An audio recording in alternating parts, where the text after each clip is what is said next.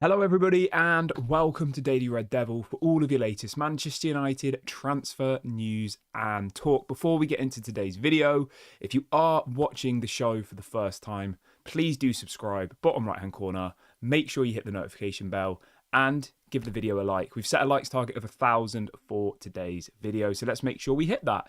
On today's stream, we are going to be talking about Jaden Sancho to Juventus, 15 million euros bid submitted overnight. We're also going to be talking about Barcelona and Marcus Rashford, a bit about Garnacho, and also, of course, talking about Brian Mbeumo. What is going to happen with that deal? Will we get him? Will we not get him? What is actually really going on with this transfer? Because at the moment, everyone's here scratching their heads. Nobody knows what's happening. So we're going to talk about that. We're going to do a bit of an in-depth kind of search as to what actually is going on with this transfer, because we all want to know, don't we? But as always, I like to start my shows off with a little bit of interaction. I like to hear what you, the Manchester United fan base, are feeling about the club at the moment. And I want to get your thoughts. Do you actually think this deal is going to happen? Let me know in the comment section. Do you think Brian Mbeumo will join Manchester United? I'm going to start off by saying I think he will. I personally think this is my... I'll bring you all of the stuff from the media, etc. in a minute. But my understanding of the situation, right, having followed Manchester United for the last 30 years, is... This is my personal opinion, by the way. My personal opinion is that, one, they're waiting for the new kit to be released, okay? So, conveniently, Matheus Cunha was announced a day before the brand new home kit came out, if you look at the dates. So, Manchester United generally tend to announce signings around when there's a big marketing event, i.e. a kit launch, a pre-season tour, a new sponsorship deal, a new front of shirt sponsorship deal. They're very marketing driven. They're very,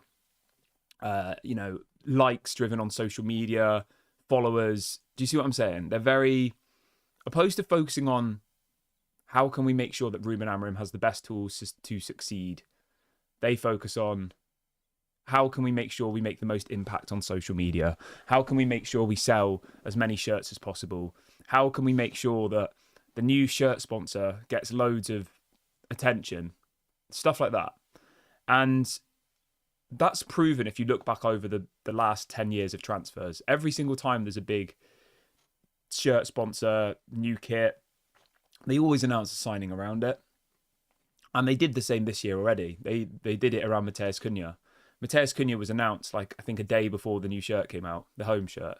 Now, the new away shirt, I believe, let me just double check. Manchester United away shirt release date. I think it's this week. Let me just double check. Yeah, there you go. So the new away kit comes out on Wednesday, on the 16th. I don't gamble, but I would put money on Brian Mbeumo being announced this week because of this new shirt.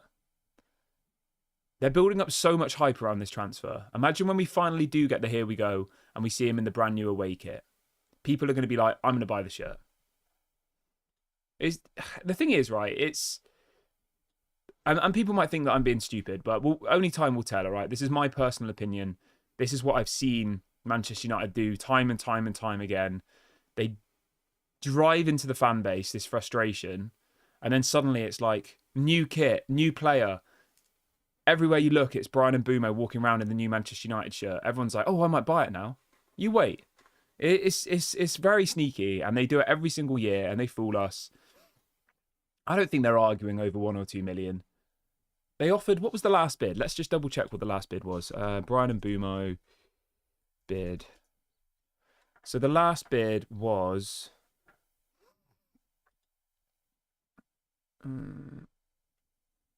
So the last bid that Manchester United sent in was 55 million up front with apparently 7.25 million in add-ons. Okay, so a total package of 62.5. And the media are reporting that Brentford are asking for 60 million guaranteed. So at the moment, right, we're arguing over 5 million. 5 million pounds. That's the difference. I mean, realistically, I'm not even joking here. I reckon that if they announce the shirt, they announce the player this week, and they announce the new kit. I mean, how much is a new kit these days? Like £100. Let's do the maths quickly. So a new shirt's £100. Is that right? Is that it? Yeah, that's crazy. No, that can't be right. Yeah, that is right. So I'm just trying to check if my maths is right there. So a new shirt's about 100 quid, right? Man United shirt. Wow. So obviously I know that all the money for a shirt doesn't go to the club. It goes to the manufacturer and all the rest of it. But just to give you a bit of context, Manchester United new shirt will be around 100 quid. Okay? And at the moment, we're umming and ahhing over about 3 to 5 million with Brentford, and we have been for the last month. Conveniently, there was no kit in the last month. There was nothing really to shout about from a marketing perspective. There was no kit, no training kit, no shirt sponsor, no new brand deal, nothing really that they could tie in a big announcement with, because they'll be saying this to all their sponsors. They'll be saying this to Adidas. They'll be saying it to the shirt sponsors. They'll say, come and sponsor Manchester United. We will guarantee you X amount of engagement on social media when we announce a player, and they'll be wearing the new shirt, and it will drive loads of sales and all the rest of it. We're not stupid here, guys. Think about it. This is business. This is how business works. When they're negotiating deals, they'll be saying, we'll tie in this with an announcement of a new shirt, etc. That's what Manchester United do. We're a commercial club. Van Gaal, the manager of Manchester United for 2 or 3 years, publicly has said on multiple occasions that Manchester United is no longer a football club. It is a commercial club. So we need to take away our emotions towards Manchester United. We need to think inside the head of the Glazers and Jim Ratcliffe and Ineos, okay? And as soon as we go inside the head of Jim Ratcliffe and the Glazers and Ineos and try and imagine we're them and we're sat in their boardrooms, they'll be saying, okay, let's draw this transfer out as long as possible. That means we maybe don't have to sign as many players, and we can announce it at the same time as a kit gets announced. We'll sell more shirts. Our sponsors will be happy, and the Man United fan base will all buy the shirts anyway, because they do every single year. The Man United fan base are in hysterics. They're still going to all buy the shirt, and they still win effectively. So I just worked out on my phone. At the moment, we're umming and ahhing over about £5 million with Brentford, okay? If you look at that just in the context of shirts, £5 million is about 50,000 shirts worth of revenue. Now, as I said, obviously, I know that we don't get every single penny for those shirts that are sold. We will get some of it, though. So if we say we even get a quarter of it, okay, of a shirt that's been sold, that's only 200,000 Manchester United shirts. Imagine how many shirts we will sell this week if we announce Brian Mbeumo and he's walking around in the new shirt. Probably millions of shirts will be sold. I mean, how big is our fan base worldwide? Let's have a look. How many Man United fans? How many Man United fans worldwide? I mean, it's probably hundreds of millions, right? 1.1 billion Manchester United fans worldwide. So let's just say, for argument's sake, that 1% of the Manchester United fan base worldwide buy a shirt. That would be 110,000 shirts that would be sold. That's 1%. And it'd probably be more than that. 1% would be around £15 million worth of shirts. Do you see where I'm going with this? So I think when we take away the emotion from this situation and we look at this purely as a business transaction, that is what it is for Manchester United. They can tell us that they're trying to bring us back to the top and all of this rubbish, but we really know that all the Glazers are doing is trying to make more money, trying to grow the business's net value so they can sell it for more in the future, trying to get more engagement on Instagram, get more followers. That's all they care about, is building the business. And stupidly, I don't know how no one's turned around to them and said, well, if you succeed on the pitch, you'll make the club more valuable. But they don't seem to understand that, because they've just failed for the last 10 years and still seen the business grow and grow and grow and grow. But yeah, that's my take on it. So in short, I'm pretty confident that Brian Mbeumo will be done. Yeah, it's so obvious that it's going to be for the new kit. It's so obvious.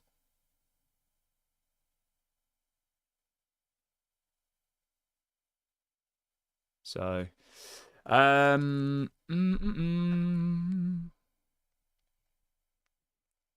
yeah, I don't know. Maybe you disagree with everything I've just said. That's obviously fine. If you disagree, let me know. But someone in the chat has said that Ineos have said that we have moved on. I've not seen that anywhere. Don't know where you saw that, my friend.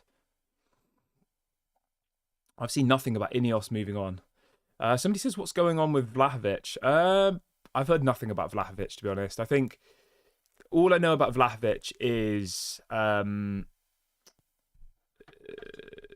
that he's apparently leaving Juventus. He's going to be a free agent. Yeah, so that's all there is to say about Vlahovic at the moment. I don't think Man United are linked to him.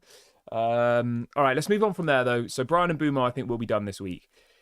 Moving on from there, there is some positive news that's come out overnight. So apparently Juventus have submitted a bid for Jaden Sancho. I'm going to run a little poll. So this is the bid. Would you accept Juventus bid of... hold on a second. 10 million...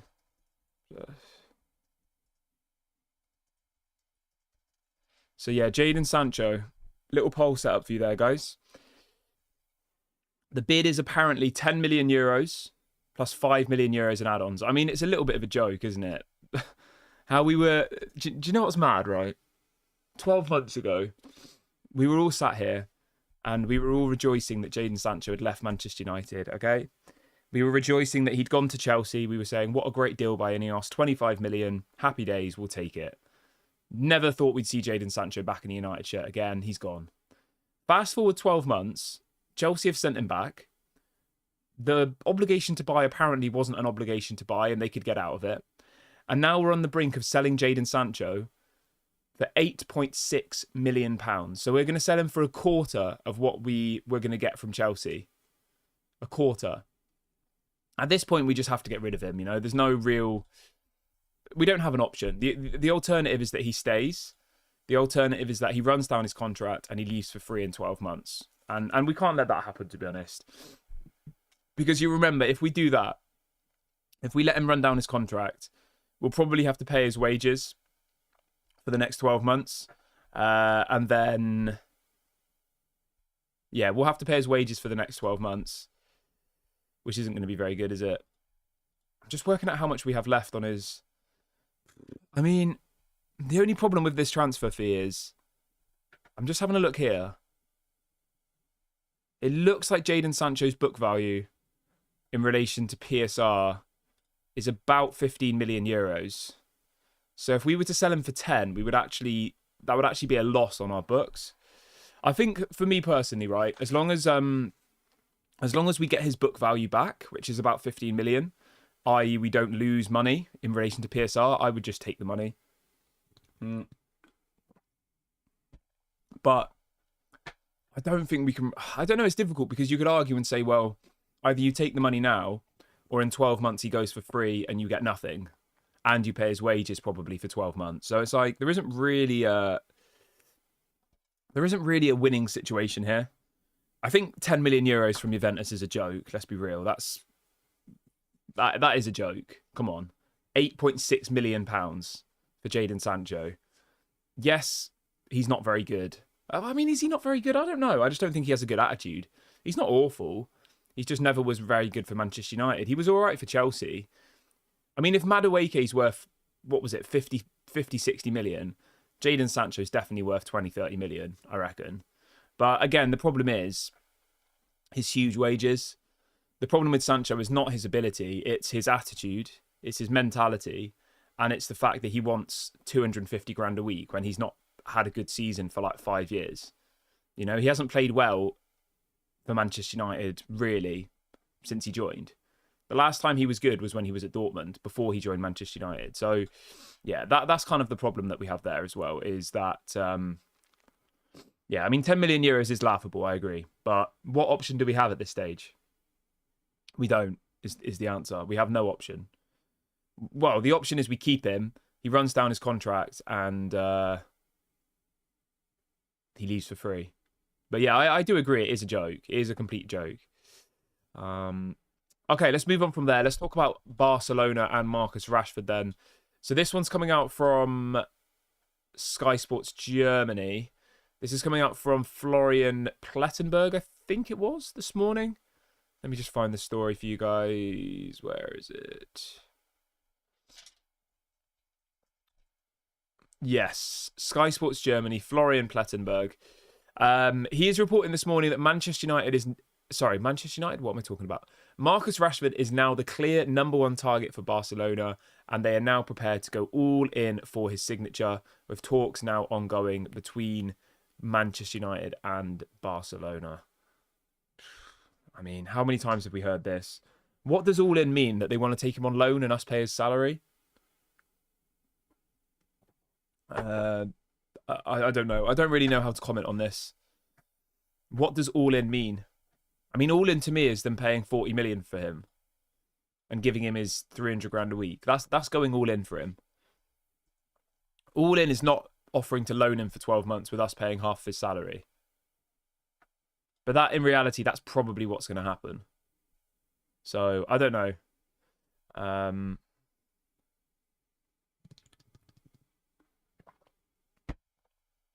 Yeah, but we'll see.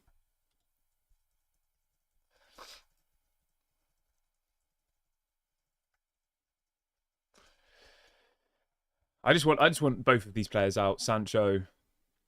Someone says, any updates on Osimhen? I mean, we're not going to sign Osimhen. That's the update.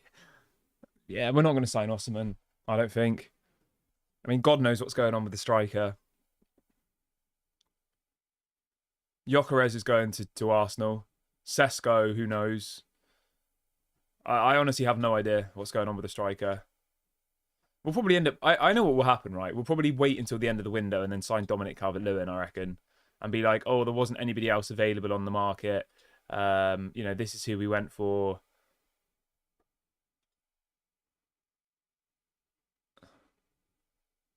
You know?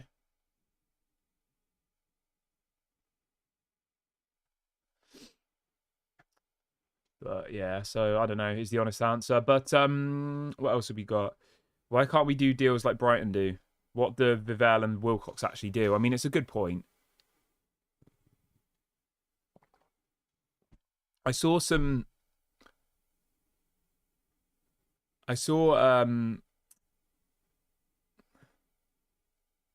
was I saying? I saw a graphic yesterday which showed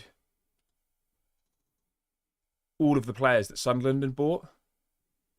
And honestly, it was crazy.